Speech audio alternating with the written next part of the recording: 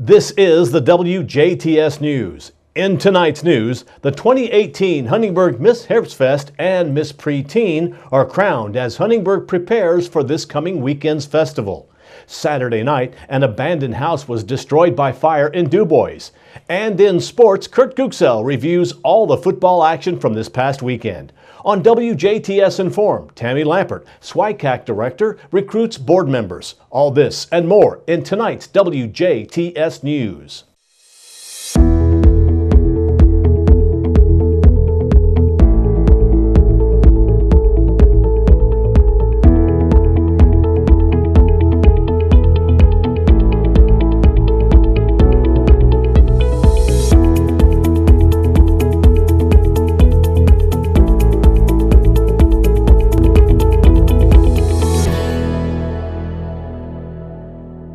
Good evening, I'm Bill Potter with the WJTS News. As a prelude to this weekend's fest, the Huntingburg Herps Fest Miss and Preteen Miss Queen pageants were held Sunday night at the Southridge High School auditorium. 8 contestants competed in this year's Miss Herps Fest contest. Cheney Barrett was crowned this year's Herps Fest Queen by Jenna Brock, the 2017 Miss Herps Fest.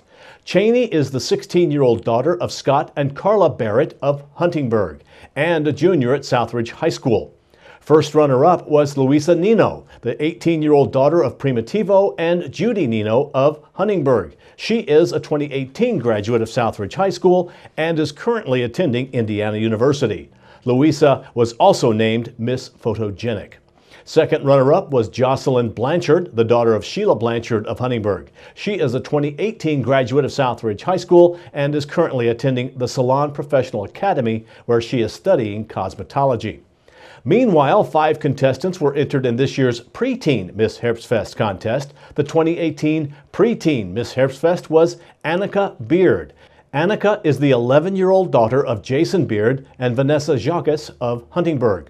She is a 6th grade student at Southridge Middle School and was crowned by Preteen Miss Herps Fest 2017, Carly Barnett. First runner-up was Kara Schmidt, the 11-year-old daughter of Chris and Sarah Schmidt of Holland. Kara is a 6th grade student at Southridge Middle School. Kara was also named Miss Photogenic.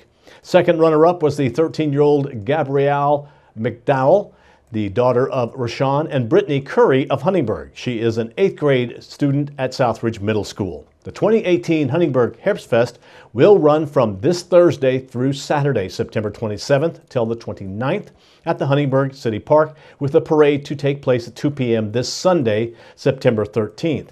Now, 18 WJTS TV will be there to film things, and we will air the Herps Fest pageants next Monday, October 1st at 8 p.m., and the Huntingburg Herps Fest parade will air on Thursday, October 4th at 8 p.m., both times Eastern, and both the pageant and parade will be featured again on Sunday, October 7th at 3 and 4 p.m., respectively, Eastern Standard Time.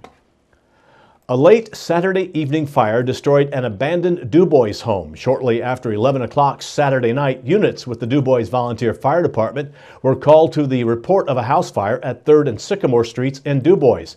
When they arrived, firefighters found the southwest corner of the abandoned home, owned by Christy Rank of Fort Worth, Texas, fully involved in flames, and say the fire was rapidly spreading throughout the structure. Firefighters were able to extinguish the blaze quickly, but not before the house was considered a total loss.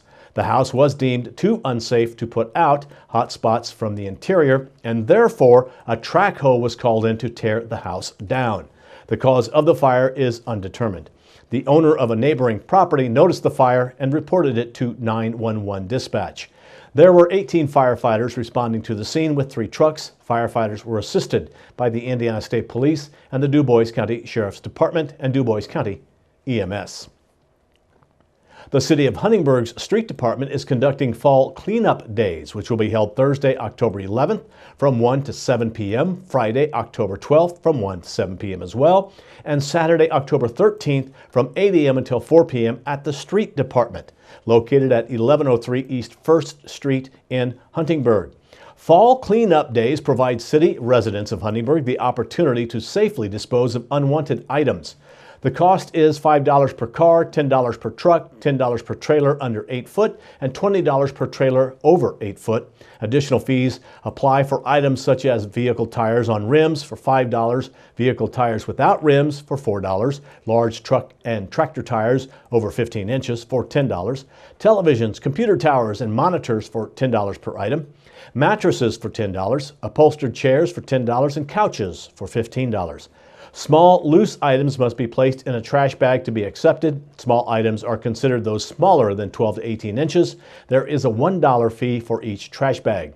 Items containing Freon, such as refrigerators, dehumidifiers, and air conditioners, require a certificate from a licensed plumber stating the Freon has been removed. Wood, plywood, asphalt shingles, and other construction debris will not be accepted. Fall cleanup days are for Huntingburg residents only. A utility bill and an ID are required. The City of Huntingburg reserves the right to refuse any item. For more information, please contact Rachel Steckler at the Huntingburg City Hall, 812-683-2211, 683-2211, or by email at rsteckler@huntingburg-in.gov. Indiana's unemployment rate stands at 3.5% for August and remains lower than the national rate of 3.9%. With the exception of 1 month when it was equal, that's October of 2014, Indiana's unemployment rate has now been below the U.S. rate for more than 4 years. The monthly unemployment rate is a U.S. Bureau of Labor Statistics indicator that reflects the number of unemployed people seeking employment within the prior 4 weeks as a percentage of the labor force. Indiana's labor force had a net increase of 11,085 jobs over the past month. This was a result of a 2,594 increase in unemployed residents and an increase of 8,491 employed residents. Indiana's total labor force, which includes both Hoosiers employed and those seeking employment, stands at 3.39 million, and the state's 65% labor force participation rate remains above the national rate of 62.7%. In addition, Indiana's initial unemployment insurance claims continue to be at historical lows. Tomorrow, we'll take a look at county-by-county unemployment numbers. Inspired by the success of a high school in Wisconsin, Loogootee High School has launched its first commercial enterprise to make a part for Navy ships. Loogootee Superintendent Chip Mahaffey says the Loogootee School Board last week that the Lion Manufacturing was in its infancy as a business. It was started in partnership with Lockmuller, an engineering firm. Loogootee Jr. Sean Page explained the business to the school board. He and other students work under the leadership of Chris Woodard, the high school computer, technology, and engineering teacher. Page showed the board members several of the 2-inch metal pieces that were manufactured in the classroom. They will be used as a part of the radar system on Navy ships. Page says each metal piece is sold for $3, and the Navy plans to buy 3,000 of them. He said a quality check is done on every 10th piece manufactured to ensure it is the correct size. McAfee said the manufacturing idea came after several from the school corporation visited the high school in Strum, Wisconsin. McAfee says the Strum High School business only made $700 during its initial year. It is now in its 10th or 11th year and has sales in excess of $100,000. Mahaffey said the school uses that money to help grow the business, award college scholarships, and even pay the students a percentage of the profits they helped to generate. Mahaffey said Loogootee has similar plans for the future of its business. Woodard said other business classes have become involved in the areas, such as invoicing and marketing. The art classes even helped out to make logos for the business. Crane Division is hosting its first ever career fair to expand its workforce on Tuesday, October 11th at Westgate Academy from 3 to 7 o'clock, that is Eastern Time. Hannah Stowers, the business recruiter for NSWC Crane, says the attendees will have the chance to speak directly with recruiters, supervisors, and human resource professionals about joining the team of more than 3,000 federal civilians. Stowers says they are looking for driven individuals ranging from students to experienced journey-level professionals. NSWC Crane is seeking mechanical, computer, and electrical engineers, electronics technicians, computer scientists, operations research analysts, contract specialists, finance and accounting specialist, information technology management specialist, logistics management specialist, and other non-technical and business positions. Theron Thomas, an affinity recruiter for NSWC Crane, says the career with Crane provides competitive compensation and numerous federal fringe benefits, including insurance plans, retirement fund matching, and paid leave, as well as the quality of life amenities such as camping, boating, a state-of-the-art gym, and athletic courts.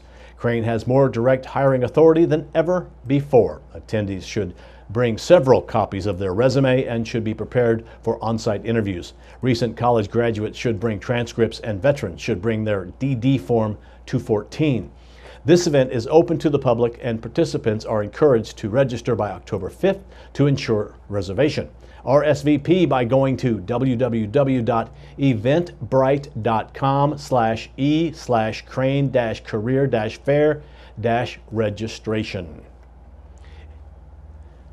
If approved by state utility regulators, Duke Energy Indiana customers will pay $300 million less for costs at the company's Edwardsport coal gasification power plant due to an agreement with some of the state's consumer groups. The proposal, which was filed with the state regulators Friday, is subject to Indiana Utility Regulatory Commission approval. The agreement will remain in effect until new rates are established in the company's next base rate case, which is expected to be filed in the mid-2019s, with rates effective in mid-2020. The agreement also provides $1.7 million out of shareholder funds for low-income energy assistance and renewable energy development. The plant at Edwardsport is a 618-megawatt coal gasification plant. And during the 2017 legislative session, District 47 State Senator Aaron Houchin authored Senate-enrolled Act 322, which requires DNA samples to be taken via cheek swab upon felony arrest, similar to the way fingerprints, photographs, and other data are collected upon arrest. Once a person's DNA is taken via cheek swab, it is submitted to the Combined DNA Index System, or CODIS, and cross-referenced against DNA samples in the system. Houchin says the legislation brought Indiana in line with 30 other states that have similar laws in place, with the goal of giving law enforcement a valuable tool to find criminals and bring them to justice.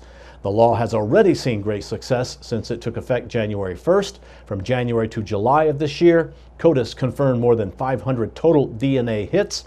About 200 of these hits would likely not have been possible without this law.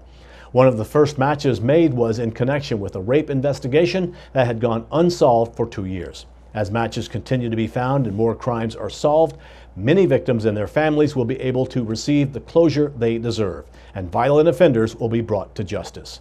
Houchin says she's thankful for the hard work of law enforcement officers and technicians across the state who continue to make these matches possible, and looks forward to seeing the continued success of the law. Houchin represents District 47, which includes Crawford, Orange, Harrison, Perry, and Washington counties, and eastern Dubois County. Now stay tuned for the wet, then cool forecast, and Kurt Guxell reviews sports from the weekend.